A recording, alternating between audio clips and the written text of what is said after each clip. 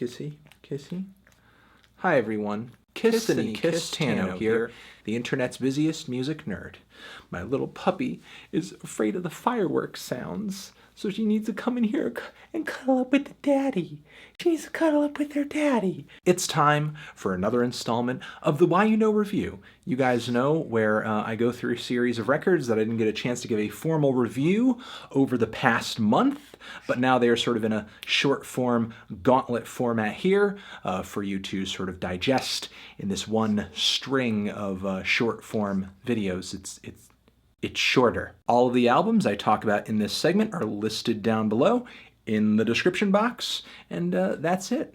All right, let's just get right into the video. Enjoy, have a good one. Here are the reviews. Does every single song on this thing need to have some overly dramatic vocal, a spacious, kind of glimmering, shimmering verse, a boom boom drum beat, and then just an overblown chorus? Does that need to be the formula with nearly every track here? Can Imagine Dragons do nothing else? Can they do nothing else with their music? I don't think they can. I don't think they can. Seems like the drums are really kind of taking it back to basics on this one. So if you really loved the sound of that debut album, and I did, I would say this is worth a listen. There are at least a couple of tracks here that are some decent highlights. Gone is kind of the dark, weird, or experimental sounds of the last couple of records that I think came off kind of awkward. This seems so much more punchy, catchy, poppy, to the point, direct, fun, and exciting. But at this point, is it too little too late? The drums sound, in my opinion, it was so skeletal and so simple and so primitive to begin with. Now, so many years later, it just seems way less exciting, way less refreshing. That being said, if you are sort of, dying to hear that sort of twangy, very sparse indie pop, indie rock, almost post-punky type of sound, and you sort of wonder what could have been if the drums sort of stayed on that path and stayed focused and on the straight and narrow and didn't kind of veer off after their first record. Maybe this album is the answer to that question. Maybe this album is that answer. Then check it out then just check it out. The vocals are so bad. Oh god, there's so many parts on this thing where they're bad. I can't believe how bad they are at some points. It doesn't really help that a lot of the riffs are kind of awkward and very, very static too. Just listen to something else.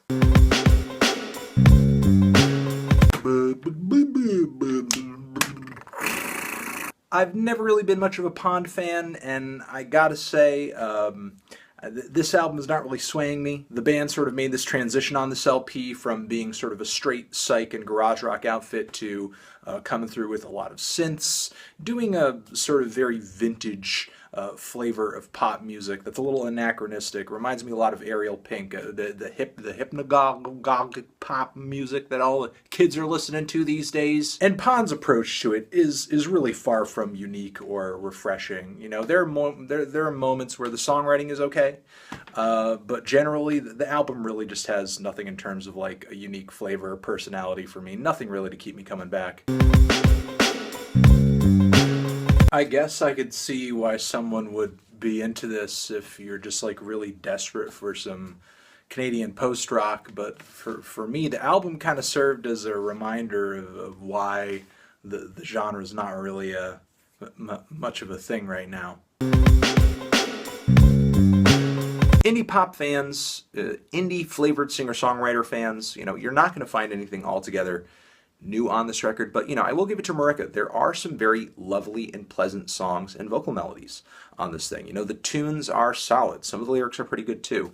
Again, sonically, it's not going to wow the indie set, especially if you've been around the block for a while. You've probably heard what's being offered on this record before. But the instrumental palette, the production, it's all pleasant and sweet enough to at least warrant this thing a solid listen all the way through just to see if you're into it. You know, it is a solid record. It is a consistent record. It does seem like a focused record. It's just not all that distinct. You know, it's well put together too. Again, tunes well written, but you know, it's just not wowing me on the style side of things. That's all. Big Boy, talented rapper, but I feel like this is another album where his songwriting abilities just kind of aren't up to snuff. Not only that, but I just feel like since his debut solo album, he has a hard time pulling together an album that is consistent from start to finish. It's just kind of another potpourri of, hey, we're going to have these hard tracks, these hardcore hip-hop tracks, we're going to have these southern tracks, we're going to have these obnoxious pop rap tracks, you know, we're going to work in some kind of crossover for, you know, like the indie kids or something, though that doesn't happen here, although, you know, he did do that on his past work, but now, you know, these days the indie kids are listening to hip hop, so he doesn't really need to do that part. You know, but the Killer Mike track on here is okay. Oh god, the Adam Levine track, ugh, I threw up in my mouth a little bit just remembering it. Again, it's a potpourri, and it's just what Big Boy continues to sort of paint himself in the corner with, despite the fact that, you know, he's an incredibly talented artist. He doesn't need to make these concessions. He doesn't need to jump all over the place. He has the ability, the technical ability, and the track record too, to make a consistent, solid, focused record, yet he just refuses to do it. You know, I don't think it's a terrible project. There are definitely some highlights on here. A lot of songs that I think are pretty great. The song Gucci Mane is fantastic too. But you know, again, it's just all over the place. And there are too many cuts that are just middle of the road and really disappointing too.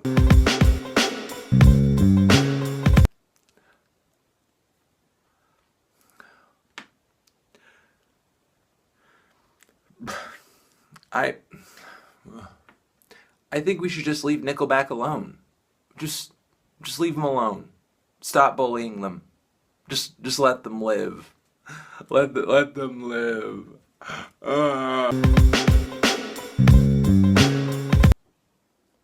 Wow. Such alternative. Very counterculture. This is not a pop record. Oh. This one's for all the technical death metal fans. The vocalist used to sing for the Faceless. The bass player was in the Dillinger Escape Plan. And, you know, you're talking about some off-the-wall, zany, super aggressive technical death metal here. Very colorful. I love some of the guitar work on this thing. It's amazingly intricate and darkly harmonious. You know, I will say in the grander scheme of tech death, you know, is it all that special? Is it reinventing the wheel or, you know, doing anything all that different? I wouldn't say that, but there are a lot of good performances on here. And it's not like, you know, some of that technical death metal that turns me off where it's just endless wankery and there's nothing really all that, you know, blood pumping about it. That's very much the opposite with this. This is a very visceral listen.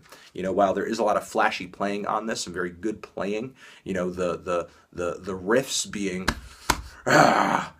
visceral and, you know, sort of body rocking, head nodding, that sort of seems to take priority, and I like that about this. I like it. At one point, I just thought this band did, like, you know, schmaltzy swing and Dixieland covers, and that was just kind of their whole shtick, their whole spiel, their whole gimmick. But now, with this new record over here, we kind of have this punchy, groovy, sleek, modern take on Latin jazz for a majority of the album. Like, super surprising. Not only that the band is this versatile, but they pull it off so well on a lot of these tracks. I mean, there are a couple snoozers here and there, and it is sort of disappointing that the record is just 35 minutes long, especially since some of the tracks on this thing are so good. I feel like there was so much more potential here than what the band actually dug up, just in terms of the track length, you know, in the album length. But still, there's a lot of good things about this. And again, if you're looking for somebody who's just coming through with some funky, groovy Latin jazz, give this thing a shot. I feel like I'm listening to Death from Above 1979 if they were trying to appeal to Jet fans or Queens of the Stone Age fans. I'm just really not into it. I'm just really not. I wanted to like this so much. There's so much hype behind this record with music writers. They like love the shit out of this thing because I feel like there's a cool story behind this album with the crossroad of influences on this thing. You know, you do have kind of those Eastern and like Indonesian and Indian influences popping into this really gritty and crazy and wild style of electronic music based in Chicago. You know, obviously footwork. And I do like the aesthetic. I like the vibe that those influences create, for sure, without a doubt. But the more I listen to this album, just the rhythm sequences, the patterns or the lack thereof on some of these tracks, because a lot of the songs are very linear as far as composition goes. It just felt so methodical and cold. Typically I like footwork and I like Juke for its groove and just how peppy and insane and off the wall and energetic it is. I didn't really get that same visceral feel off of this at all. It was very cold and very calculated, very mathematical, which, you know, definitely has an appeal of its own. Did it appeal to me? Not particularly, but again, if anything I described so far sort of interests you, you know, the influences that go into this thing, just how sort of strange and robotic and rigid a lot of the tracks on here feel, give it a listen. You know, it is certainly going to be one of the most unique electronic music albums of this year. It just didn't really gel with me.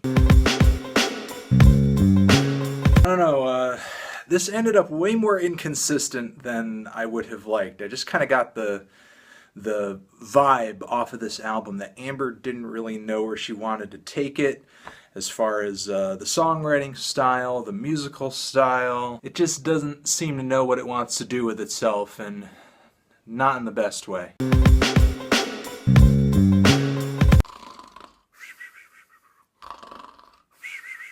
I'm not even gonna lie, I wasn't even awake to start with this album. I wasn't even awake to start. Why has Dan decided to come out with a really like quaint, cutesy, sort of like indie, folky, pop singer-songwriter record?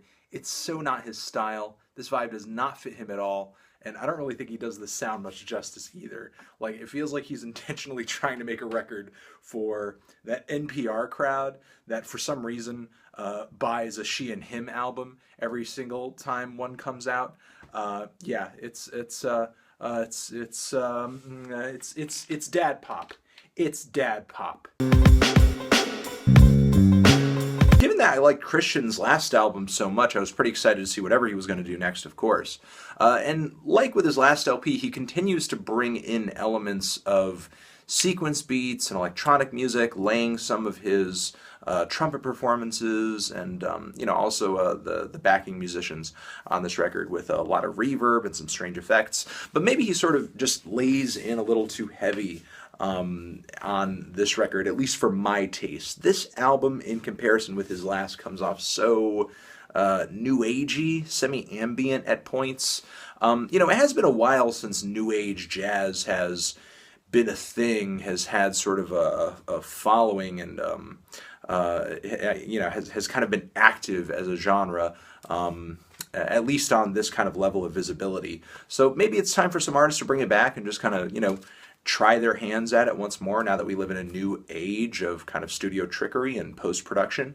You know, some interesting sounds could kind of come out of it. However, I wouldn't say that they're necessarily coming through on this album.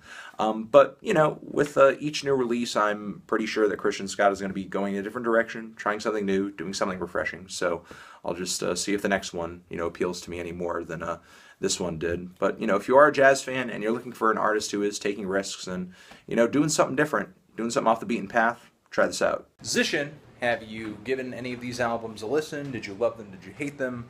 Why? What do you think I should review next? And thank you for watching and sort of sitting through this Why You Know review. Here's another Why You Know review next to my head that you should check out. Subscribe to the channel too, and make sure to stay hydrated. Eat your fruits and vegetables, and get a good night's sleep. Forever.